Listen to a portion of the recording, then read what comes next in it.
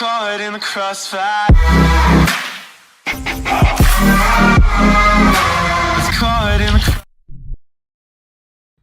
What's up, guys? Lance, the Obscure Movie Guy, coming to you once again with another fun-filled, fact-filled video that you probably won't care about, but we're going to do it anyways, trying to change the world one post at a time.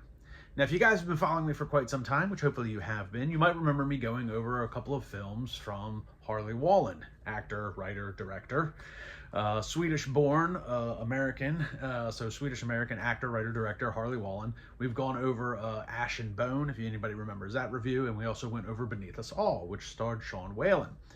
So today we're going to be going over another film that was sent to me from the Joseph Williamson Entertainment Group. He always sends me Harley stuff, so shout out to him for sending me the screener for this one as well. So today we're going to be going over his latest film from 2025, Final Recovery. When I started this place, I just really wanted to help people. I really knew that there was good inside of them still.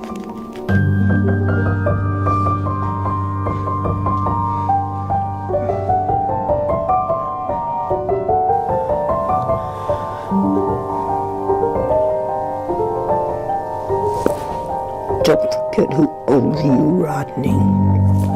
Aren't you one of Nanny Lou's outside kids? Well, don't cross her. She's worse on her inside kids.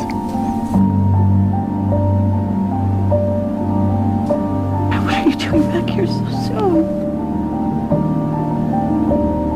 I'm gonna figure out what's really going on here. Because something in my gut tells me we're not getting all the story. But if Nanny Lou finds out you're watching her, she's gonna keep you drugged and you're never gonna get out of here.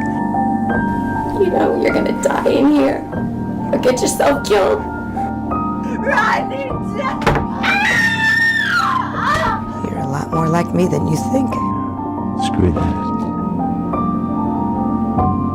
God, you're so evil.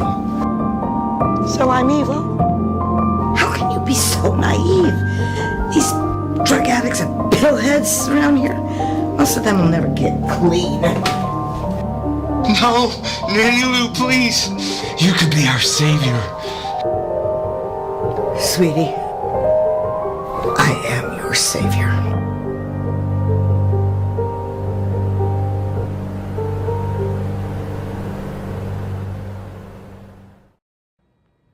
Final Recovery is written by Jerry Lee Davis and Nick Tour, directed by Harley Wallen, stars Charlene Tilton, Jasper Cole, Richard Tyson, and Damian Chinapi. And if I said any of those names wrong, I am sorry. And it's about Nanny Lou, who is played by Tilton. She runs a drug rehabilitation center with some nefarious underground reasonings that come to light towards the end of this film. So as far as the production value goes on this film, really don't have a whole lot of negatives. There's no audio issues. There's not a lot of lighting issues. Some of the issues that I've had in his past films really don't come to light in this one. Most of the stuff that I've had issues with in the past don't seem to be an issue anymore, which tells me Harley is getting better with each and every film that he does. And I like Harley's films because he's really carved out his own niche in the independent film industry. If anybody's watched any of my reviews of his films or actually watched Ash and Bone or Beneath Us All, you might notice that his films seem to tackle a combination of complex social issues mixed with a little bit of horror. In Beneath Us All, we had a complex social issue with a foster family and a foster child, and then mixed in with some vampire lore and horror in that regard. In Ash and Bone, you have a stepfather and stepdaughter type relationship that is a bit back and forth. Stepdaughter not taking kindly to the stepfather. He's trying to be a part of the family. And then you have this mix of like the Hills Have Eyes type horror aspect with some cannibalistic people in these backwoods. So in that regard, he always strikes me as very ambitious in what he's trying to do. And like I said, really has carved out his own niche in the market because it's easy to write horror if that's what you're going to focus on, and it's easy to write drama if that's what you're going to focus on, but Harley tries to combine these two. And while in both of those previous films, it definitely had their issues with the storyline. Sometimes it focused too much on one thing, or sometimes it just wasn't a very good mix. But I will say that Final Recovery kind of takes a more realistic step with the complex social issue. Nanny Lou runs a drug rehabilitation center with some nefarious background and underground things going on there. Like I said, that don't come to light until very late in the game. The whole reason that she runs this rehabilitation center is that as the movie opens up, we see Nanny Lou as a young child, and her father is killed by a junkie who was just trying to get some money. Junkie claims he needed some money to maybe get a sandwich, get a meal, while her father at the same time has been like, I've bailed you out so many times, and obviously you're not using the money for meals, you're using it to get your next fix, which I think is a pretty common thing that a lot of us think. I'm not trying to stereotype drug addicts or homeless people, but oftentimes the stigma is, and it is just being a realistic stigma, is that we often give the money to these people and they don't use it for what they say they're intending to use it for. If you're an alcoholic, you're probably not going to get a meal, you're probably going to get another drink. If you're a heroin addict, you're probably going to get another fix. That's just the stigma that surrounds drug addicts. And that's not to say that they're all that way. Some of them do want to get better. So she runs this drug rehabilitation center, and you have characters within that drug rehabilitation center that seem to go there and don't get better, but not because they don't want to. So a couple of those characters I want to focus on is Rodney, that's played by Jasper Cole. Jasper Cole, pretty extensive IMDb. He's got over 100 credits. He's been in the movie Fall. He's been in Fallout. He's been on some episodes of some TV episodes of some things. So pretty established actor. He does a really good job coming off as like this abrasive type drug addict who does want to get better. And even though he comes off as abrasive and kind of hard-nosed, he's kind of got a soft spot for this guy, Dustin, who's a military veteran and then struggles with PTSD and turns to drugs because of that PTSD. That's played by Damien Chinapi. Again, if I'm saying that wrong, I'm sorry. Not a whole lot of IMDb for Damien, but didn't detract from his ability to act. Actually did a really good job. Their on-screen chemistry was really good, really strong. I like the character relationship that they have. You know, and with the military background, I think they did a pretty good job of conveying some of that throughout the course of the film.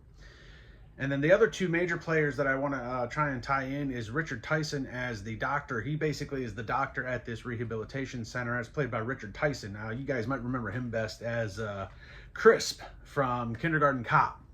He was also Bush in Black Hawk Down. So very established actor. Did a great job playing Crisp in Kindergarten Cop. He's always the bad guy. He's not a bad guy in this film, but he's not doing very good things, and that's kind of at the behest of Nanny Lou, who's played by Charlene Tilton. Charlene Tilton, best known as Lucy Ewing from Dallas. She played Dallas, the original Dallas series. She was J.R. Ewing's niece in that television series, and I mean, what can you say about Dallas? That was just an incredible show that I got conned into watching every week because my mother loved that show. So very familiar with her. She was in like 240 episodes of Dallas, so very established actress. And she does a great job as Nanny Lou running this rehabilitation center. And I liked her character. I like the portrayal of her character. I don't actually like the character. The character's a bitch, and she's supposed to be. But I like the portrayal of that character. She did a really good job because throughout the course of the film, obviously it starts off, you kind of feel for that character because her father is killed by a junkie when she is young. And then I guess, you know, she grows up to wanting to help people. But she is a bit jaded from that, you know, prior engagement with a junkie as a child. So that has jaded her throughout the course of her life. And now she sets out to rehabilitate these junkies, but with nefarious intent, and maybe that's not always the case. Maybe she does not want to rehabilitate them.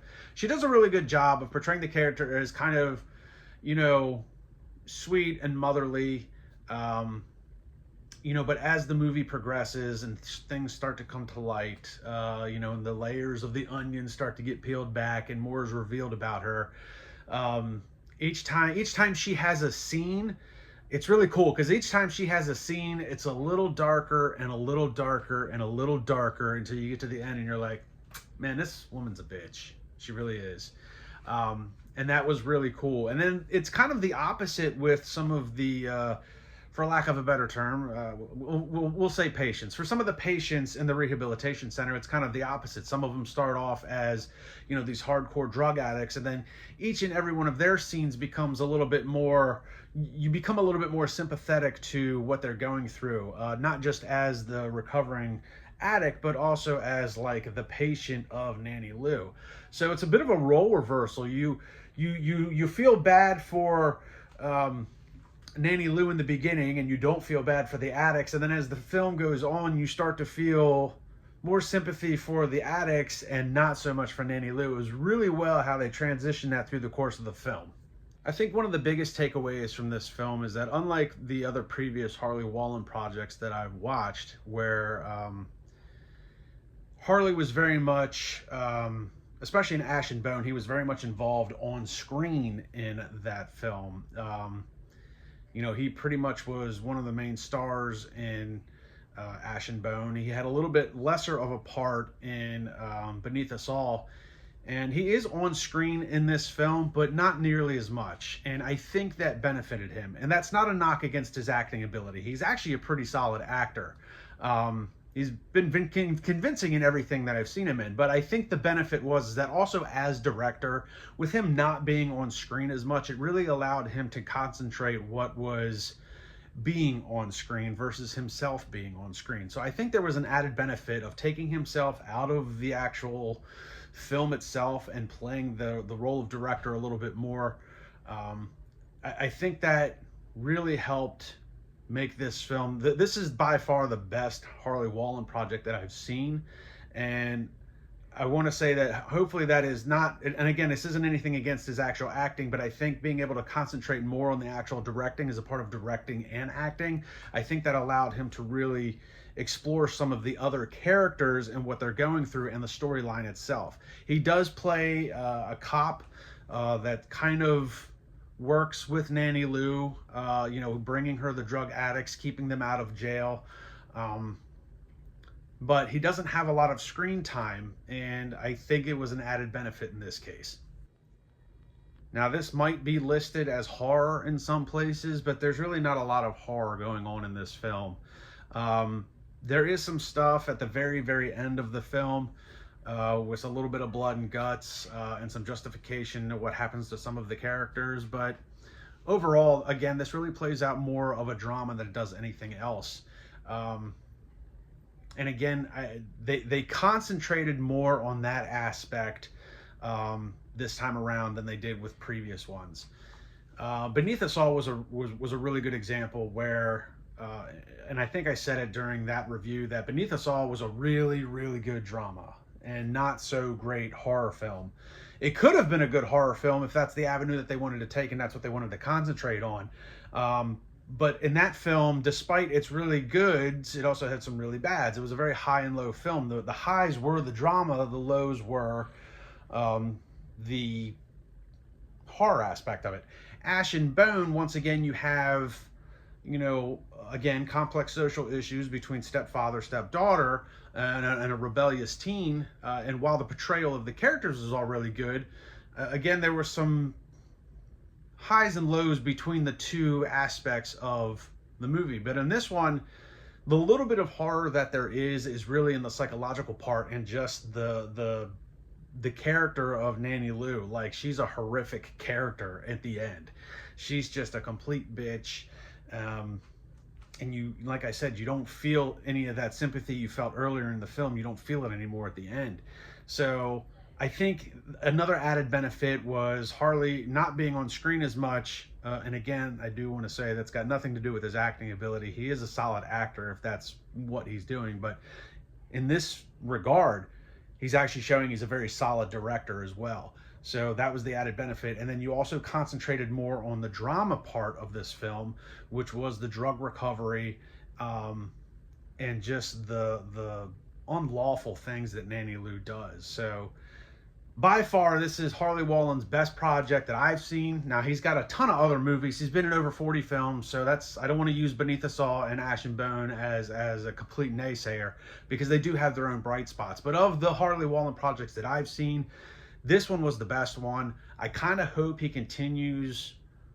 I hope he continues with his niche. I appreciate the fact that he's ambitious and trying to do stuff completely his own. Like, you know, these are Harley Wallen projects. When you watch, if you've watched his movies, you know it's his project.